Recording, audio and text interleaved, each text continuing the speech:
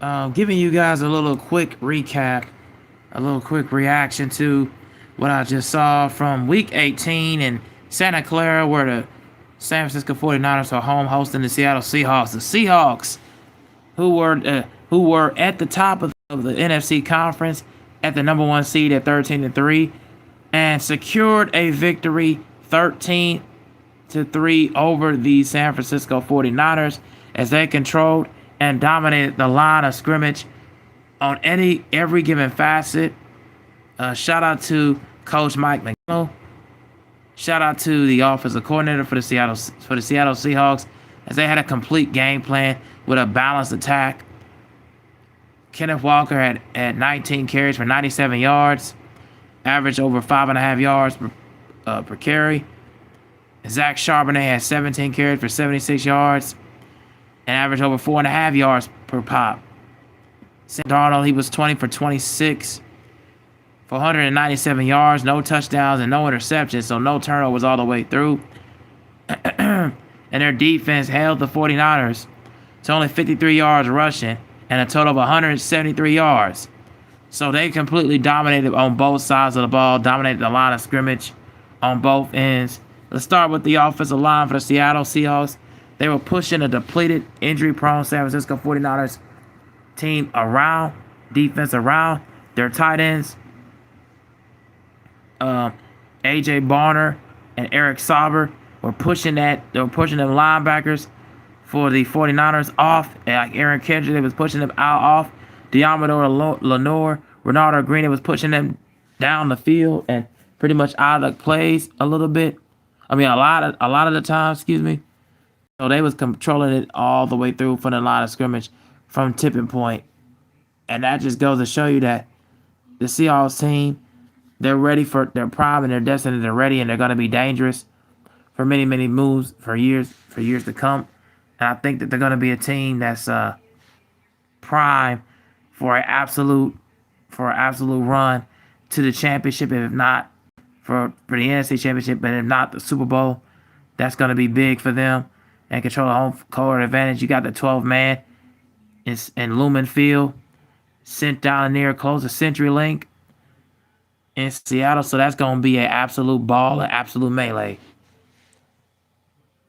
Oh, hey, Neil Waddle, 4996. Hey, how's it going? But yeah, they're going to control the Seahawks are going to control their own destiny. And the road is going to be going through Seattle all the way around. Sam Darnold, did he kind of, it's going to be people going to be asking the questions. Did he silence the naysayers? Did he silence the critics? We'll see when it gets to the playoffs. We'll see if that happens. The road is going to be a lot easier for him because they're going to be at home. The team is well balanced. They're the top 3 team in running in rush attempts, and they're the top 3 in average rush attempts and yards per carry. And once they get the ball and they start running and they start pushing it down the field and on play action to Jackson Smith and Jigba, then they're a dangerous team to really they're a dangerous team to really have the outcome for them. So I like the way they're heading, and I think they're going to be heading into some big things. So we'll see moving forward if the Seahawks continue to get it done in the postseason and continue to success. I saw Ernest Jones had a conversation with Steve Weitzman on NFL Network, and you can tell the excitement that he was having. You can tell the excitement that it was there.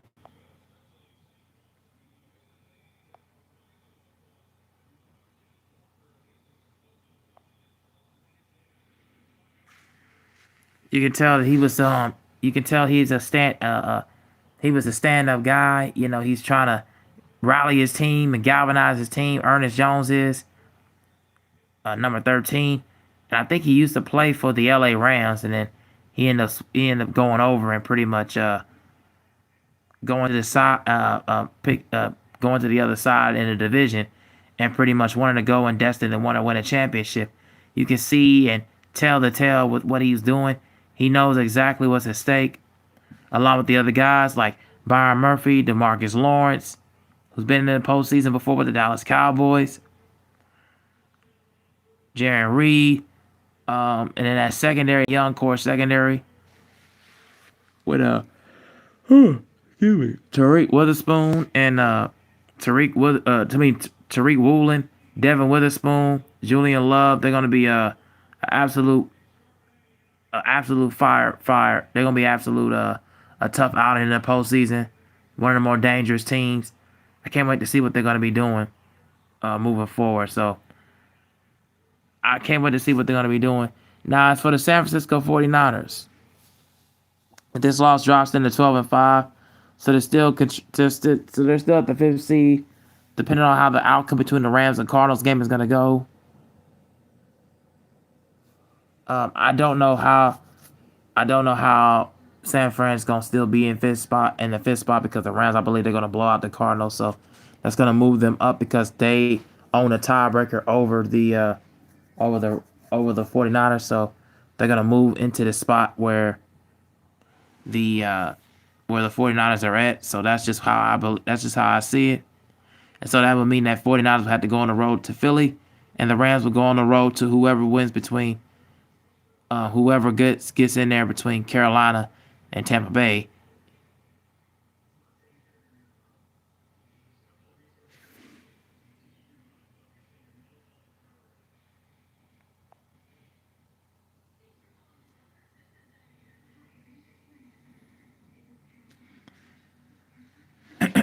But yeah, that's pretty much going to be it's going to pretty much be taken aback by whoever is going to be controlling and dictating the outcome of the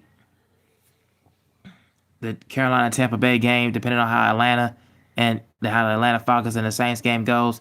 If the Falcons win over the Saints, that means the Carolina Panthers get in because they will have the tiebreaker over the Falcons, and because of the strength of schedule, the Panthers will have the better strength of schedule than the Buccaneers, so they will get in due to the Atlanta's win, and Tampa Bay will be falling out and will not make the playoffs. Now, if the Saints win over the Falcons, then the Buccaneers get in. That's just how it's gonna go. That's just how it's gonna rumble. That's just pretty much how it's gonna rumble at this point. So you gotta hope for the best and the best outcome led for the way for if you're looking at it from the perspective of Carolina. You better hope for the Falcons to win so you can get in. If not, then pretty much you're on the outside looking in. Now, if you're the Bucs, you better hope for the Saints to win because you be on the outside looking in. And since San Francisco lost, they be hosting either one of you guys, and they will have a total shot and a total chance on getting in the postseason. But yeah, good win for Seattle. They're pretty much looking like the best team in. They're looking like the best team in the NFL right now, as far as on both ends for choosing and judging between the NFC and the AFC. I like the way they're playing. I like the way they're balanced. I like the way they're continuing to do play action with Rashid Shaheed, Jackson Smith, and Cooper Kupp. And I like the way that Sam Darnold is pretty much taking his time and trying to be as accurate as he can. Although being on 5 different teams, that could also, mentally mess with you and distract you. But we'll see moving forward how that's gonna go. Now I want to talk about the other game that just happened earlier. And speaking of what I just said, the Panthers and the Buccaneers. So I'll just go over this briefly real quick. With the Buccaneers winning over the Carolina Panthers, 16-14. This game was pretty much won in the trenches as far as tackling. Both teams struggled to get the ball down the field. Especially the Bucs in the second half only got 2 field goals. Carolina tried to get it going in the fourth quarter, but it was already too late. And their defense couldn't make enough stops in order for them to really get the ball back and really go further to really score. And to me, it don't even really matter who wins this division at this point because one of these teams is going home. I just see it. One of these teams is going to go home. I can see either the Rams blowing out either one of these teams when it gets to the playoffs. Whether it be, oh, excuse me, I'm tired. Whether it be the Bucks or whether it be the Carolina Panthers, it don't matter it don't matter who wins this division and gets in there. One of these teams is going home. I just see it happening. Both defenses are not good. They're not strong, and they don't move the ball down the field, generate enough points to score. Don't generate enough points to score. So that's just the way I'm looking at it right now. And if I'm the LA Rams or the San Francisco 49ers, I'm not worried about the 4th seed. I'm not worried about whoever's winning this division because you pretty much got yourselves a dub off the top of the cusp.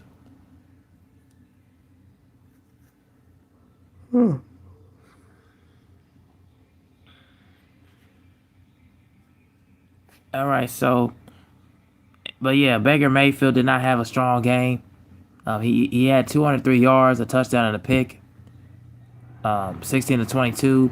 Bucky Irving was getting going in the running game. 26 carries for 85 yards. Kate Otten had a good game. 94 yards on 7 receptions and a touchdown. Bryce Young was pretty cool. He had 266 yards and 2 touchdowns and a pick. But yeah, that just goes to show you the Buccaneers wanted to win this game.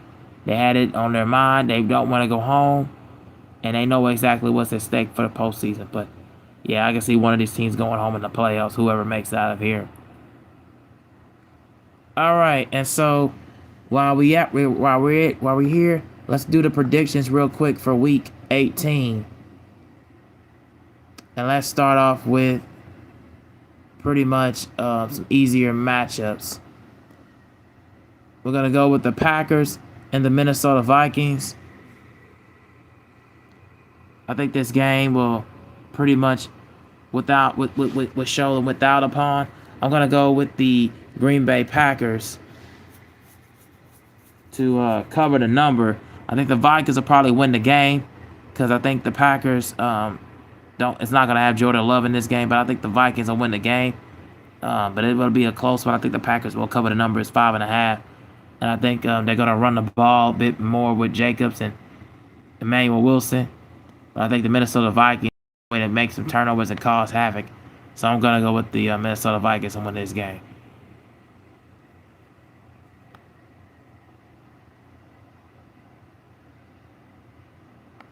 We have the Miami Dolphins and the New England Patriots. The New England Patriots are coming off a multiple game winning streak. They blew out the New York Football Jets on the road in the Meadowlands, 42-6.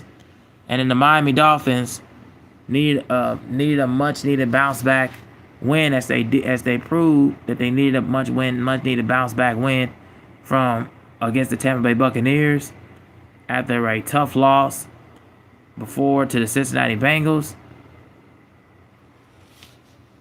But this game, man, Foxborough is not gonna look good for them. I'm going with the Patriots. I think they're gonna do whatever they can to do to put enough points on the board. It's gonna be a 34-17 game. I can see them wiping the Miami Dolphins off the map and off the face and off the floor, off the face of the earth. Give me the New England Patriots. Give me them in the points.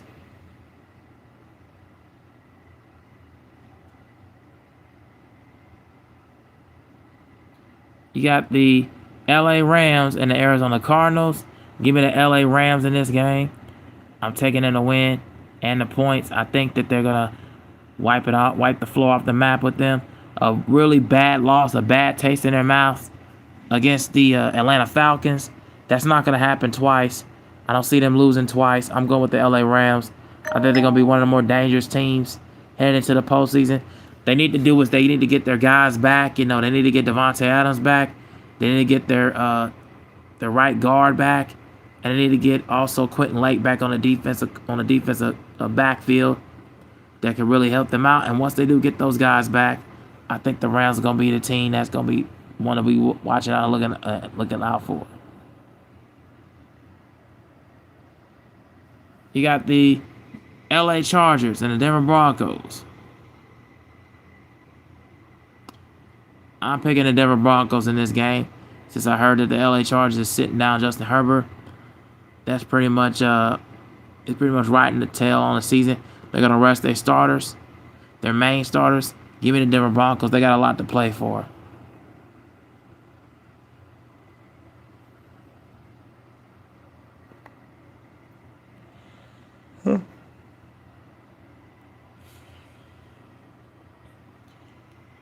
I got the Detroit Lions and the Chicago Bears. Give me the Chicago Bears in this one.